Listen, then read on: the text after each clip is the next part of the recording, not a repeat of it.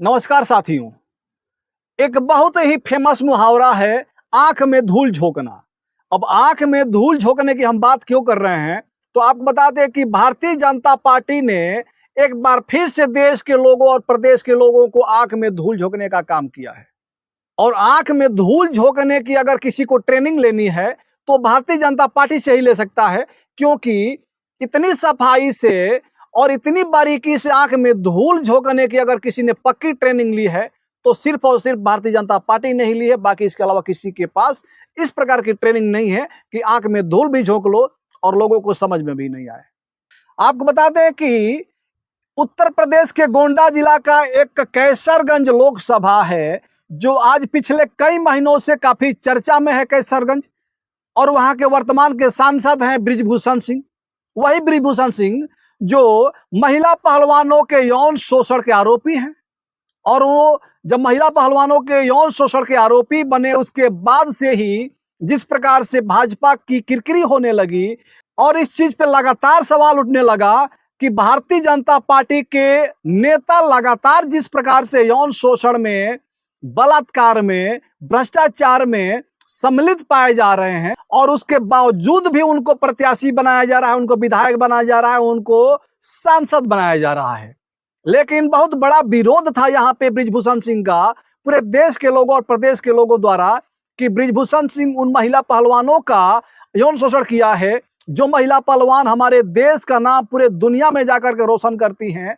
देश के बाहर जाकर के भारत का झंडा गाड़ते हैं, वहां से झंडा गाड़ कर आते हैं, तो कहीं ना कहीं हमारे देश का सम्मान बढ़ता है। और उन बेटियों के साथ इस प्रकार से अत्याचार होता है, उनके यौन शोषण किया जाता है।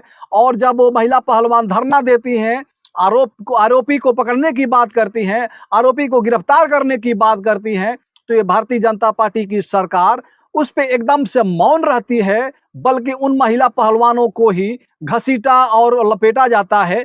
आपको बता दें कि बृजभूषण सिंह कैसरगंज से लगातार 6 बार के सांसद हैं। एक बार सिर्फ चुनाव हारे हैं, 7 बार चुनाव लड़े, जिसमें एक बार हारे, 6 बार वो विजय रहे।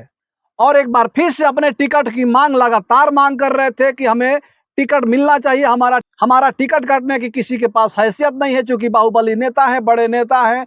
कल यानी कि 3 तारीख को कैसरगंज के लोकसभा का नामांकन भी होना है। आज 2 तारीख है और आज सुबह तक भारतीय जनता पार्टी से किसी को प्रत्याशी नहीं बनाया गया था। लेकिन अभी अभी खबर आ रही है कि भारतीय जनता पार्टी से एक प्रत्याशी चुन लिया गया है, लेकिन बृजभूषण सिंह को टिकट नहीं मिला है। वहां से प्रत्याशी किसी और को बनाया गया है, लेकिन प्रत्याशी जिसे बनाया गया है, देखने की बात यह है कि वह कौन सा व्यक्ति है जो बृजभूषण सिंह के सामने जाकर के चुनाव लड़ने का हिम्मत कर रहा है। तो आपको बता दें कि वर्तमान के उत्तर प्रदेश कुश्ती संघ के अध्यक्ष और पूर्व के भारतीय कुश्ती संघ के उपाध्यक्ष करण भूषण सिंह को भारतीय जनता पार्टी ने कैसरगंज से प्रत्याशी बना दिया है। तो करण भूषण सिंह है कौन, हम आपको बता दें कि 13 दिसंबर 1990 को इनका जन्म हुआ और करण डबल ट्रैप शूटिंग के नेशनल खिलाड़ी रह चुके हैं। करण ने अपने पिता के नंदनी कॉलेज से ग्रेजुएशन भी किया है और ऑस्ट्रेलिया से बिजनेस मैनेजमेंट की पढ़ाई भी किया है। और करण भूषण सिंह के 2 बच्चे हैं, जिसमें एक बेटा और एक बेटी है। ये तो साफ हो गया। लेकिन करण भूषण सिंह के पिता का क्या नाम है, अगर ये जानना चाहते हैं तो हम आपको बता दें कि करण भूषण सिंह के पिता का नाम है बृजभूषण सिंह। वही बृजभूषण सिंह जो महिला पहलवानों के यौन शोषण के आरोपी हैं, जिनके ऊपर लगातार चर्चा होता रहा आज कई महीनों से कि बृजभूषण सिंह को भाजपा को टिकट नहीं देना चाहिए। अगर भाजपा बृजभूषण सिंह को टिकट देती है कैसरगंज से तो उन महिला पहलवानों के साथ अन्याय होगा, देश की बहन बेटियों के साथ अन्याय होगा, देश की महिला खिलाड़ियों के साथ अन्याय होगा। जिस प्रकार से उन महिला पहलवानों ने इन पे आरोप लगाया कि हमारे साथ बृजभूषण सिंह ने यौन शोषण किया है, और इस चीज का आरोपी होने के बाद बृजभूषण सिंह ने अपने भारतीय कुश्ती संघ के अध्यक्ष पद से इस्तीफा भी दे दिया। इस्तीफा देने के बाद उनके बेटे करण भूषण सिंह ने भी उपाध्यक्ष पद से इस्तीफा दिया। और अब बता दें कि करण भूषण सिंह पहली बार कोई चुनाव लड़ रहे हैं और उनको पहली बार किसी चुनाव को लड़ने का एक मौका मिला है, और वो भी मौका तब मिला है जब उनके पिता बृजभूषण सिंह के ऊपर महिला पहलवानों के यौन शोषण का आरोप लगा है। अगर यौन शोषण का आरोप उन पे नहीं लगा होता तो कैसरगंज सीट से एक बार फिर से बृजभूषण सिंह ही चुनाव लड़ते और चुनाव फिर जीत जाते। अब सबसे बड़ा सवाल यह है कि इतना विरोध होने के बाद, इतना किरकिरी होने के बाद, इतना भाजपा पे सवाल उठने के बाद भी भाजपा को ऐसी कौन सी मजबूरी आई कि बृजभूषण सिंह को टिकट न दे करके उनके बेटे को ही टिकट दे दिया। करण भूषण जीते या बृजभूषण जीते, बात तो एक ही है। इस पे भी हम थोड़ा जानने का प्रयास करें कि आखिर किसी और को टिकट ना मिलके उनके बेटे को ही टिकट क्यों मिला। और इसका कारण क्या आप बता दें कि जो कैसरगंज का लोकसभा सीट है उसके आसपास लगभग 6-7 सीटों पे बृजभूषण सिंह का बहुत बड़ा प्रभाव है। वहां पे क्षत्रिय समाज के जो लोग हैं, राजपूत समाज के जो लोग हैं, वो बृजभूषण सिंह को दिलो जान से चाहते हैं, दिलो जान से मानते हैं। और बृजभूषण सिंह जो चाहेंगे, जिधर चाहेंगे उधर वहां के क्षत्रिय समाज, राजपूत समाज के वोटरों को घुमा करके वहां पे उनका वोट करवा देंगे। और इसी चीज को देखते हुए भारतीय जनता पार्टी ने उनके बेटों को टिकट दिया है।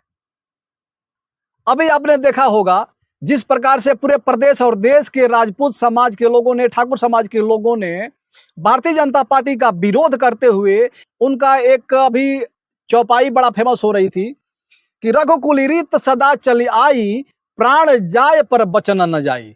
इस चौपाई को बोलते हुए पूरे ठाकुर समाज के लोग, पूरे राजपूत और क्षत्रिय समाज के लोग पूरे देश और प्रदेश में एक भारतीय जनता पार्टी के खिलाफ मोर्चा खोल दिया है। और भारतीय जनता पार्टी के विपक्ष में जो भी प्रत्याशी मजबूत है उनको वोट देने का अपील करता रहा है। आपको देखने को भी मिला होगा सहारनपुर से लेकर गाजियाबाद तक जिस प्रकार से ठाकुर समाज के लोगों ने भाजपा के विपक्ष में वोट देने की अपील किया, जिसकी वजह से आप लोगों ने देखा होगा कि राजनाथ सिंह और उत्तर प्रदेश के मुख्यमंत्री आदित्यनाथ योगी जी लगातार कई रैलियां करके, महापंचायत करके लोगों को समझाने का प्रयास किए कि आप लोग हमारे पार्टी का विरोध न करिए, हम लोगों का विरोध नहीं करिए, हम आपके समाज के हैं, हम आपके हित की बात करते हैं। लेकिन उसके बावजूद भी वहां के जो राजपूत और क्षत्रिय समाज के लोग रहे, वो यही बोलते हुए दिखाई दिए कि आप लोग शांत रहिए, यहाँ पे मान और सम्मान की बात है, यहाँ पे स्वाभिमान की बात है। एक बार फिर से वही चौपाई दोहराए लोग कि रघुकुल रीत सदा चली आई, अब प्राण जाए पर बचन न जाई। आप कुछ भी कह लीजिए माननीय मुख्यमंत्री जी, माननीय रक्षा मंत्री जी, लेकिन हम वही करेंगे जो हमें ठीक लगेगा। जब मुख्यमंत्री का चुनाव होगा तो आप लोग आइएगा, आपका स्वागत है। लेकिन इस प्रधानमंत्री के चुनाव में हम कहीं ना कहीं भारतीय जनता पार्टी और मोदी सरकार के खिलाफ हैं, और मोदी जी को इस बार हम इस देश से हरा करके विपक्ष की सरकार बनाने का काम करेंगे, इंडिया गठबंधन की सरकार बनाने का काम करेंगे। तो आप सभी को यह जानकारी कैसी लगी? लगातार इस तरह की वीडियो देखने के लिए हमारे चैनल को सब्सक्राइब कर दीजिए, फेसबुक पेज को फॉलो कर दीजिए। जय हिंद, जय भारत।